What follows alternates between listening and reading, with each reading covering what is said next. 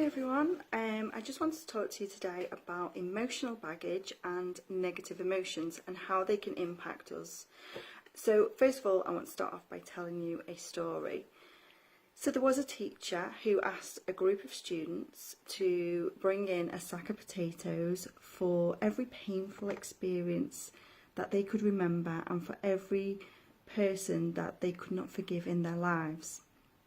Each student had to choose a potato, carve into it the name of the incident and the date of the occurrence. So for an entire month, these students were required to carry around these personalised sack of potatoes at all times.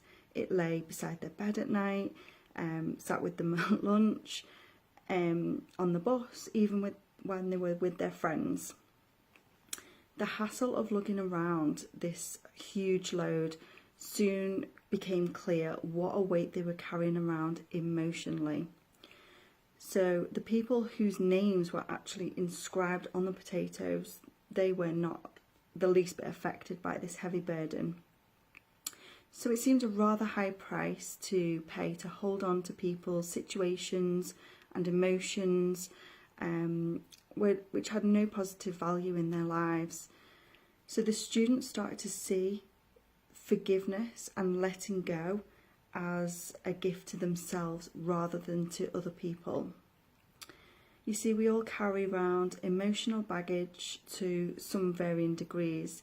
It could be painful childhood memories, it could be grief over a loved one who we've lost, devastation of a marriage or relationship breakup, the trauma of physical, sexual abuse.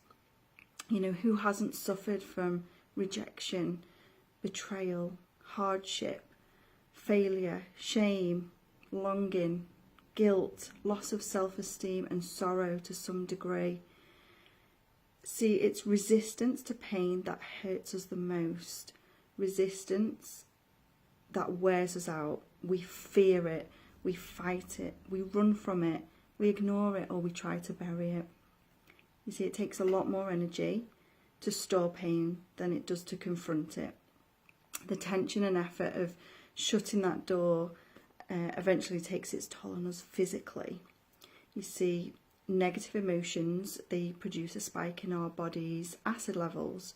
Then the acid remains in our body if we're not exercising, if we're not exhaling, crying, things like that. It remains in your body and then it turns to gluten, which creates huge deposits of fat, even if you eat healthily. If you're stressed and you're dealing with negative emotions over too much time, you're going to get the acid, the gluten and the fat in the body.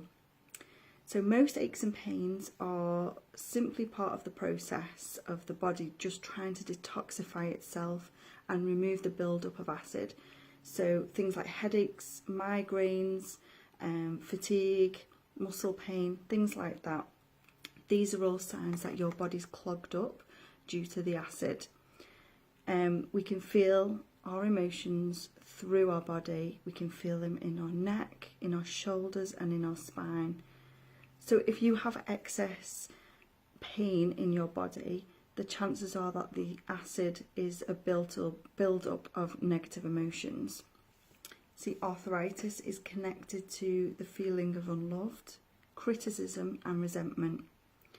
See, most people suppress their emotions, which can then manifest in these illnesses.